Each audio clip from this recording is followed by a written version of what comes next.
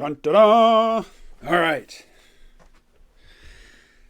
Things look a little different, right? If all goes according to plan, this will be the first video that I have shot and edited with LumaFusion on the iPad.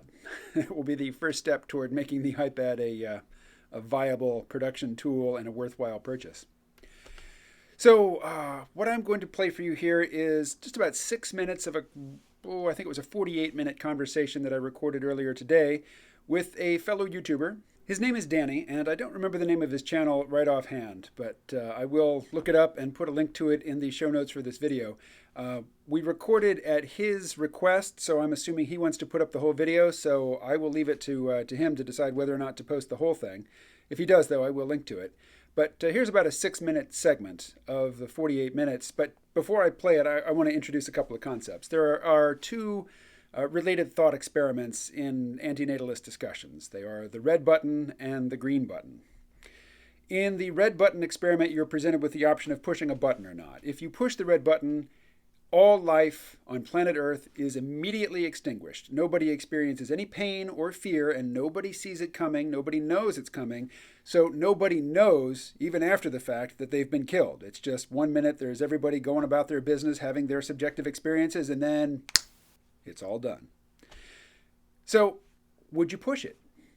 For me, the answer is easy. No, I wouldn't push it. I am invested in this whole process. I want to see where it's going. I want to see as much of it unfold as I can in my limited human lifespan.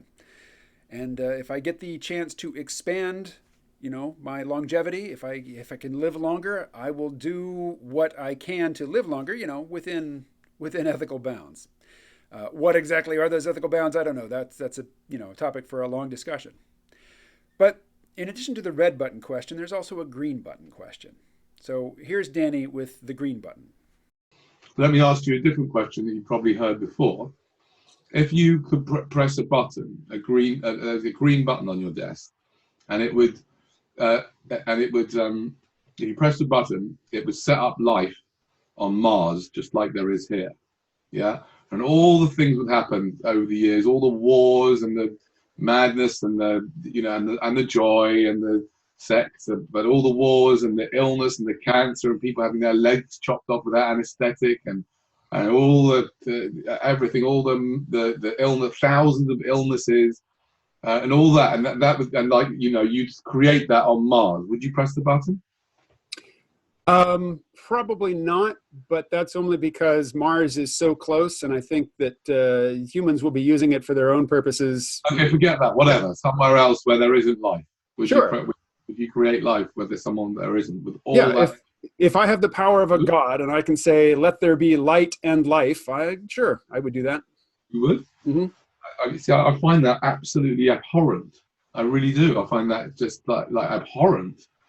Let's just say, though, for a moment, it's not difficult for you to imagine that, in maybe even in your children's lifetime, that your children will be able to go into some kind of booth, have themselves, have electrodes plugged into them, and maybe some camera or something on their face, and then they could have pretty much the same human experience as we're having right now, but without moving, and just stuck in a room, and they'd be being fed all the right information to their neurons, which would make it feel like they were having a human experience, but they were like the Matrix, right?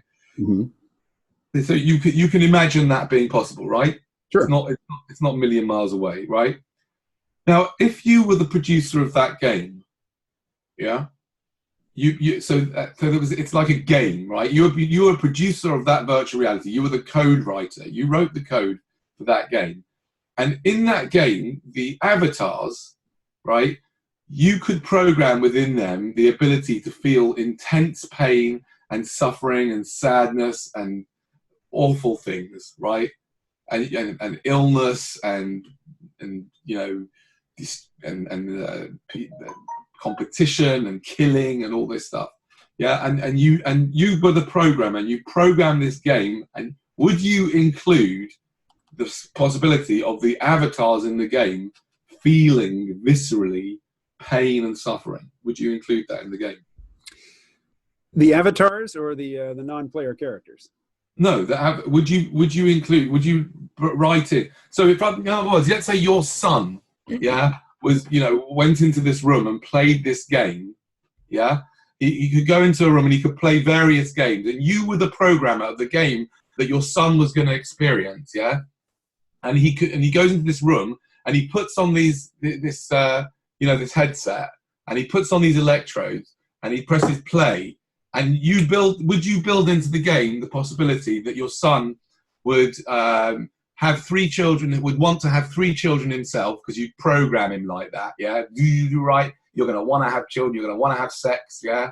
And you program that in, and then you programmed in the possibility that when the children were like 7 and 9, that his partner would get terrible cancer, have to have chemo, and would die, leaving the children without a mum. Yeah, would you program that into the game? So my son has a choice as to whether or not he's going to go and experience this game, correct? Yeah. He voluntarily enters into the situation knowing that the possibility exists that he might suffer. No, I see. Does your son have the choice to experience this game? Well, I mean, not in a way, not. So it's not a game. It is an experience that I'm imposing. You've imposed the game on him. Choose it. What's that? What you're describing, I think, is not a game, but it is a simulated experience that I would be imposing upon somebody who didn't choose it and who doesn't have any way to get out of it except suicide. Correct. Okay, in that situation. Now, the green button, to create life on Mars, you gave me no control. I can push the button or not. There can be life or not. Now you've changed the parameters. Now I have the ability as the programmer to weight the scenario such that some experiences are more likely than others. In that situation, given my sentimentality as a human being, yeah, I would create the universe such that pleasure was much more likely to happen than pain, and that pain would be transitory, and that pleasure would outweigh pain, even if pain was more, frequent and prevalent. Sure. If I had that level of control, I would make a benevolent universe for the subjects who are inside of it to experience. You didn't give me that option on Mars. It was either life or no life, and I chose life. You would do that here, and I'm saying whoever programmed the code for this game, as far as I'm concerned, as far as I can see, it was some kind of sicko, some kind of just completely sick, right? Either sick or kind of autistic, had suffered from whatever created this game, had some kind of block or inability to see past. It was so excited by its all clever little game that it got everything to reproduce and evolve and all that's clever, yeah. That it wasn't able to foresee all the suffering and the madness and the illnesses and all this stuff, right? It just seems to me to be whatever created the game seems to me to be just horrible.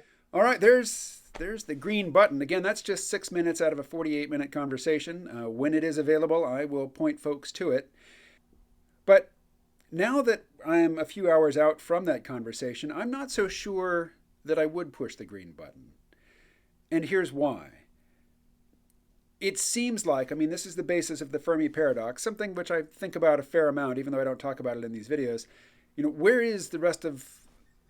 are the other civilizations? Where are the star-faring civilizations? Where are the people building Dyson swarms around their local star? We don't see them.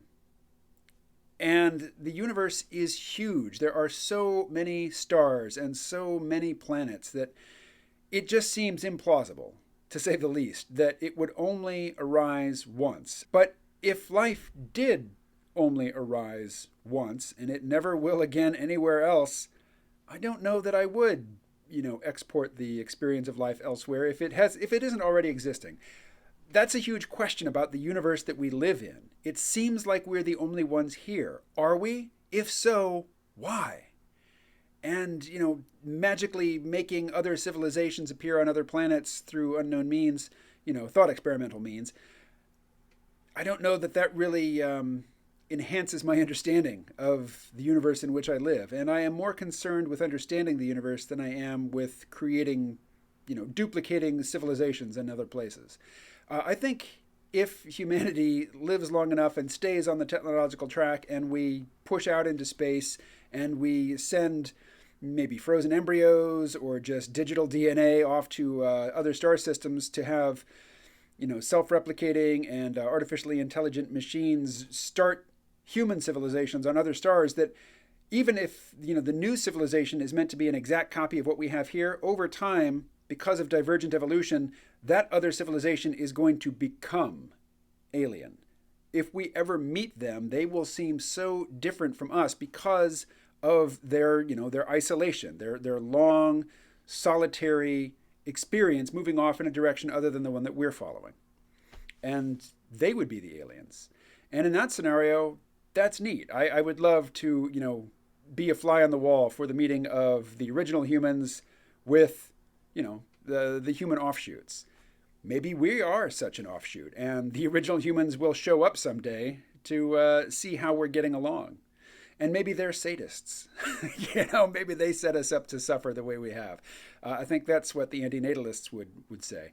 The programmer who has made this universe and made it, included in it heartbreak and torture and suffering and regret and, unfulfilled longings and all the things that we call suffering. Danny says that, that's a psychopathic or a sick programmer who's done that. That's a very old concept. I mean, that is the Gnostic demiurge, that the world was made by this entity, the demiurge, who isn't God. He's just the architect, the builder, the creator of the world in which we live, this world in which we live, which is a prison to be escaped or transcended. Maybe it is, but I am not done exploring the work of the demiurge just yet, and I'm not looking to escape it just yet. All right, that's all for this video. Thanks for watching. I will talk to you again tomorrow.